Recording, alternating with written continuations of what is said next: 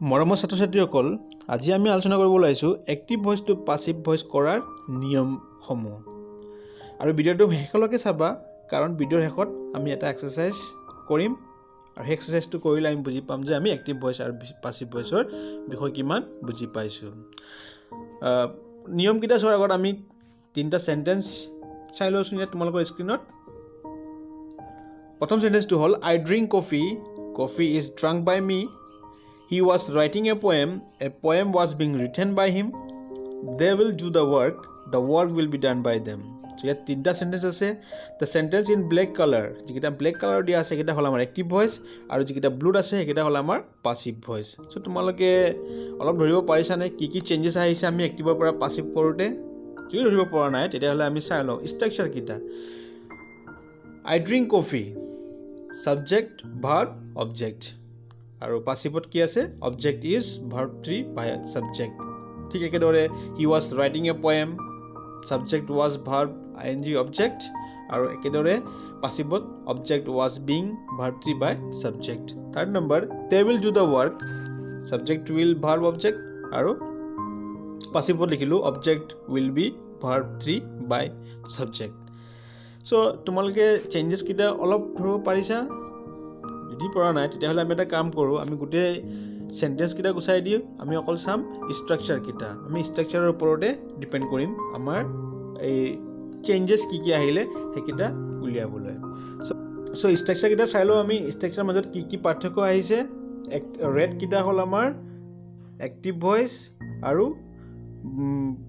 গ্ৰীণকেইটা হ'ল পাছিভ ভইচ। চ' এক্টিভৰ পৰা পাছিভ যেতিয়া আমি চেঞ্জ কৰিছোঁ কি কি চেঞ্জেছ আহিলে। চ' যদি তোমালোকে মন কৰা প্ৰত্যেক চেণ্টেঞ্চত এটা বস্তু তোমালোকে চাবা, ইয়াত ছাবজেক্ট ইয়াত প্ৰথমত আছিলে আমাৰ এক্টিভ ভইচত, ইন দ্য পাছিভ ভইচ ক'ত গ'লগৈ? লাষ্টত। আৰু অবজেক্টটো ইয়াত লাষ্টত আছিলে, প্ৰথমত আমি কি কৰিছোঁ? অবজেক্টটোক লৈ আহিছোঁ। The same thing happens in all the sentences.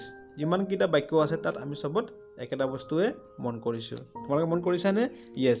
So' subject আৰু অবজেক্ট কি কৰিছে? নিজৰ ঠাই চেঞ্জ কৰিছে, সিহঁতে নিজৰ ঠাইটো সলনি কৰিছে। চ' আমি প্ৰথম ৰুলটো হিচাপে মনত থ'ব লাগিব যে ছাবজেক্ট আৰু অবজেক্টে নিজৰ ঠাইটো সলনি কৰে। যেতিয়া আমি এক্টিভৰ পৰা পাছিভ বনাম কি কৰিব? ছাবজেক্ট আৰু অবজেক্টে নিজৰ প্লেচ, নিজৰ ঠাইটো ইণ্টাৰচেঞ্জ কৰে, সিহঁতে সলনি কৰে।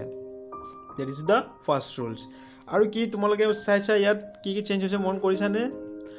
ইয়াত ভাৰ্ব আছিলে, আমি ইয়াত লিখিলোঁ ভাৰ্ব 3। এক্টিভত আছিলে ভাৰ্ব ING, আমি ইয়াত লিখিছোঁ ভাৰ্ব 3। আকৌ ইয়াত আছিলে মেইন ভাৰ্ব, ইয়াত আমি আকৌ লিখিছোঁ ভাৰ্ব 3।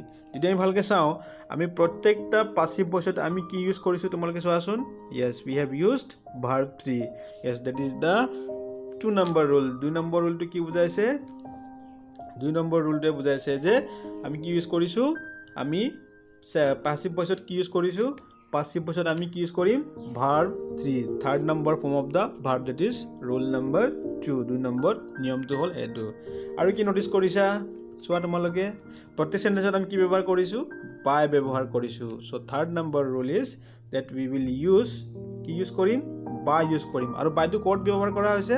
ছাবজেক্টৰ আগত। ঠিক ছাবজেক্ট লিখাৰ আগত আমি বাইটো ব্যৱহাৰ কৰিছোঁ। So' we are using by before subject, that is the third rule. আৰু কিছুমান চেঞ্জেছ আহিছে চোৱা, ক'তবা আমি ইজ লিখিছোঁ, ক'তবা ৱাজ বিং লিখিছোঁ, ক'তবা উইল বি লিখিছোঁ। এই চেঞ্জকেইটা কিহৰ কাৰণে আহিছে গম পাইছানে? কাৰণ আমাৰ এক্টিভ ভইচৰ চেণ্টেঞ্চকেইটাতো কিছুমান চেঞ্জেছ আছে, আৰু সেই চেঞ্জেছকেইটা হ'ল টেন্সৰ কাৰণে। চ' টেন্সৰ ওপৰত ডিপেণ্ড কৰি পেলাই আমি ইজ, ৱাজ, উইল বি বা যিকোনো অক্সিলিয়াৰী ভাৰ্ব আমি ইউজ কৰিবলগীয়া হ'লে আমি টেন্সৰ ওপৰত ডিপেণ্ড কৰিব লাগিব। যদি তোমালোকে টেন্সৰ বিষয়ে কিবা সন্দেহ আছে, যদি টেন্সৰ বিষয়ে তোমালোকে নাজানা, তেতিয়াহ'লে ডিছক্ৰিপশ্যনত মই টেন্সৰ লিংক দি দিছোঁ, তোমালোকে লিংকটো ক্লিক কৰি পেলাই টেন্সৰ বিষয়ে পঢ়ি ল'বা। চ' এইকেইটা হ'ল আমাৰ ৰুলছ। আমি 4টা ৰুলছ চালোঁ। কি কি ৰুলছ আমি এবাৰ চাই লওঁ। চ' প্ৰথম ৰুলছটো কি আছিলে? Yes, the structure of the sentence is reversed, position of the subject and object are interchange. চ' আমি ছাবজেক্টটো অবজেক্টৰ ঠাইত গুচি যায় আৰু অবজেক্টটো ছাবজেক্টৰ ঠাইত আহি যায়। That is the first rule. The second rule is only past participle or third form of the verb is used in passive voice. এইটো আমাৰ গল্ডেন ৰুল। আমি মনত থ'বলগীয়া বস্তু, একেবাৰে সহজভাৱে মনত থ'ব পাৰোঁ যে পাছিভ ভইচ হ'লে আমাৰ ভাৰ্বটো কেই নম্বৰ ফৰ্মত হ'ব? 3 number form, or in the past participle form. Third number, in passive voice by is use before the subject so সাবজেক্টৰ আগত আমি কি ব্যৱহাৰ কৰিম by in case of passive voice এটা আমি এক্টিভৰ পৰা পাসিভলৈ লিখিম fourth number yes changes in pronouns change হৈ যায় তাৰ মানে আই হলে কি হ'ব লাগিব পাসিভ ভয়েসত আমি এই টেবুলটো মুখস্থ কৰি ল'ব লাগিব this we need to by heart I will become me, we become us, you remains unchanged, he become him, she hobo her, it remains unchanged, they become then. So এই টেবুলটো আমি মুখস্থ কৰি থব লাগিব যেটা আমি এক্টিভ আৰু পাসিভ বলে বনাও আমাৰ এইকেইটা চেঞ্জেস আমি মুখস্থ কৰি থব লাগিব আৰু ফিফথ নম্বৰ ৰুল যেটো হল the auxiliary verb changes according to the tense of the sentence in its passive voice. So passive voice হলে যেটা আমি চেঞ্জ কৰিম তেতিয়া হলে আমি সেন্টেন্সৰ টেন্সটো আমি চাব লাগিব আৰু টেন্সৰ মতেহে আমি কিছুমান অক্সিলাৰি ভাৰ্ব ব্যৱহাৰ কৰিম আৰু আজিৰ এই ভিডিঅ'ত আমি এই 5 নম্বৰ পইণ্ট মানে আমি কোনটো অক্সিলাৰি ভাৰ্ব ব্যৱহাৰ কৰিম একৰ্ডিং টু টেন্স হেতু চাম সো প্ৰথমটো হ'ল আমাৰ প্ৰেজেন্ট টেন্সৰ সিম্পল প্ৰেজেন্ট যেতিয়া সিম্পল প্ৰেজেন্ট হ'ব আমাৰ সেন্টেন্সৰ ষ্ট্ৰাকচাৰটো হ'ব ঠিক এইদৰে কিন্তু মই ইয়াত ব্লেক কালাৰেৰে ইজ আৰ এম টো আমি আন্ডাৰলাইন কৰি থৈছো হাইলাইট কৰি থৈছো তাৰ কাৰণ এইটোৱে যে আমি যেতিয়া এক্টিভৰ পৰা পাসিভলৈ বনাম আৰু সেন্টেন্সটো যদি সিম্পল প্ৰেজেন্ট হয় তেতিয়া হলে আমি ইজ আৰ এম টো যদি মনত থওঁ তেতিয়া হলে আমাৰ কাৰণে একো প্ৰবলেম নহয় আমি কিছুমান এক্সাম্পল চাই লওঁ যেনেকৈ আই প্লে ক্ৰিকেট সো আমাৰ সেন্টেন্সটো হ'ল আই প্লে ক্ৰিকেট টো হ'ল আমাৰ এক্টিভ ভয়েস আই হ'ল সাবজেক্ট প্লে হ'ল ভাৰ্ব ক্ৰিকেটটো হ'ল অবজেক্ট এতিয়া আমি যে চেঞ্জ কৰিম কেনেকৈ চেঞ্জ কৰিম সাবজেক্টটো হৈ যাব অবজেক্ট সো ক্ৰিকেট ওয়াজ অবজেক্ট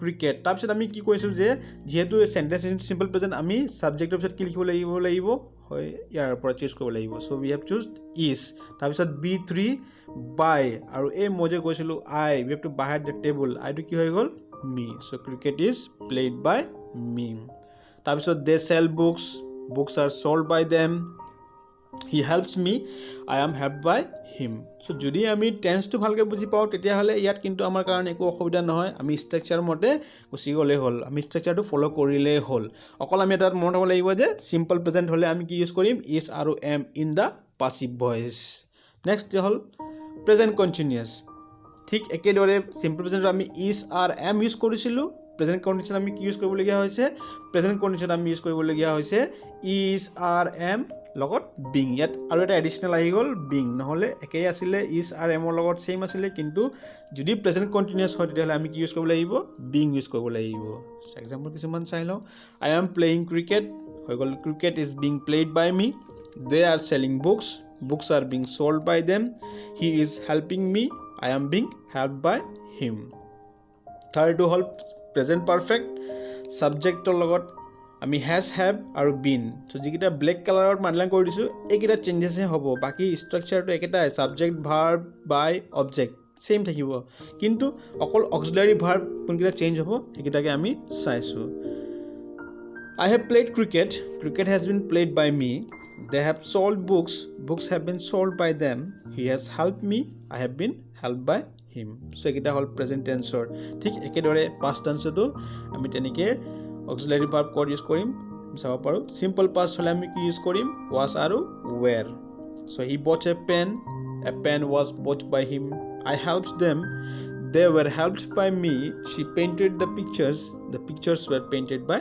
her next হল past continuous হ'ব subject was were being একেদৰে আমি যদি মন কৰো সিম্পল প্ৰেজেন্টটো এনেকৈ আছিলে is am or আছিলে ইয়াতো একেটাই was were আছে কিন্তু আমি ইয়াত এডিশনালি কি ইউজ কৰিছো being সো টেবুলটো বাহিৰ কৰিবলৈ বৰ সহজ হয় হেতু কাৰণে আমি যদি মুখস্থ কৰি লওঁ যে কোনটো টেন্সৰ চেঞ্জ কি হয় তেতিয়া হলে একেবাৰে সহজকৈ আমি মনত হ'ব পাৰো আৰু আমাৰ ভুল নহয় ইন কেছ অফ টেন্সৰ ক্ষেত্ৰত যদি আমি ভালকৈ যদি বুজি পাওঁ কোনকেইটা চেঞ্জ হয় তেতিয়া হলে আমি আৰামছে কৰিব পাৰিম so they were singing songs were being sung by them I was reading book was being read by me she was eating ice cream was being eaten by her তোমালোকে এক্সাম্পল কেইটা ভালকৈ চাবা আৰু ষ্ট্ৰাকচাৰটো ফলো কৰিবা তেতিয়া হলে তোমালোকে ধুনীয়াকৈ বুজি পাবা ইয়াত বুজিবলৈ বহুত টান বস্তু নহয় কেৱল সিম্পল কৰি দিছো পাষ্ট পাৰফেক্ট হলে কেটা হ'ব তাৰপিছত হ'ল আমাৰ ফিউচাৰ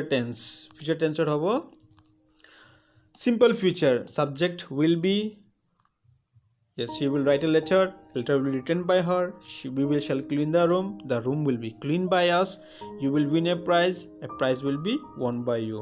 আৰু নেক্সট হ'ল ফিউচাৰ পাৰফেক্ট যদি ফিউচাৰ পাৰফেক্ট হয় আমি ছাবজেক্টৰ লগত কি ইউজ কৰিম উইল হেভ বিন তাৰপিছত একেটাই চ' তোমালোকে মন কৰাচোন যে আমি কি চেঞ্জ কৰিবলগীয়া হয় যেতিয়া আমাৰ এক্টিভ ভইচত থাকে suppose they will have played football ইয়াৰ টেন্সটো আমি আইডেণ্টিফাই কৰিব লাগিব যেতিয়া আমি টেন্সটো আইডেণ্টিফাই কৰিব পাৰিম তেতিয়াহে আমি গম পাম যে ইয়াৰ নেক্সট মানে পাছিভ ভইচলৈ লিখোঁতে আমি কি কৰিব লাগিব চ' যিহেতু আমি গম পালোঁ এইটো ফিউচাৰ পাৰফেক্ট তেতিয়াহ'লে আমি কি মনত হ'ব লাগিব দিছ ষ্ট্ৰাকচাৰ আৰু যদি এইটো ষ্ট্ৰাকচাৰ মনত নাথাকে আমি এইটো মনত হ'লে হ'ল বাকী একেটাই থাকিব ছাবজেক্ট তাৰপিছত ভাৰ্ব যে আমি ৰুলছটো জানিলোঁ এইকেইটা আমাৰ বেছিক ৰুলছ হয় ছাবজেক্টটো হ'ল প্ৰথমত থাকিব তাৰপিছত আমাৰ অক্সিলাৰী ভাৰ্ব ইউজ কৰিবলগীয়া হ'ব আৰু অক্সিলাৰী ভাৰ্বৰ পিছত আমি ভাৰ্ব 3 এইটো আমাৰ গল্ডেন ৰুল তাৰপিছত বাই ইউজ কৰা হয় আৰু ইয়াত অবজেক্ট লিখিছোঁ কিন্তু তাত আমাৰ এইটো ছাবজেক্ট হৈ যাব চ' বাই আমি এইকেইটা আমাৰ বেছিক ৰুলছ হয় আৰু অকলে মনত হ'বলগীয়া আছে এই ব্লেক কালাৰৰ মাৰ্ককেইটা যদি আমি এইকেইটা মনত থৈ এটা টেবুল বনাই ল'ম আৰু টেবুলটো যদি আমি মুখস্থ কৰি লওঁ তেতিয়াহ'লে ভইচ চেঞ্জ কৰোঁতে আমাৰ একো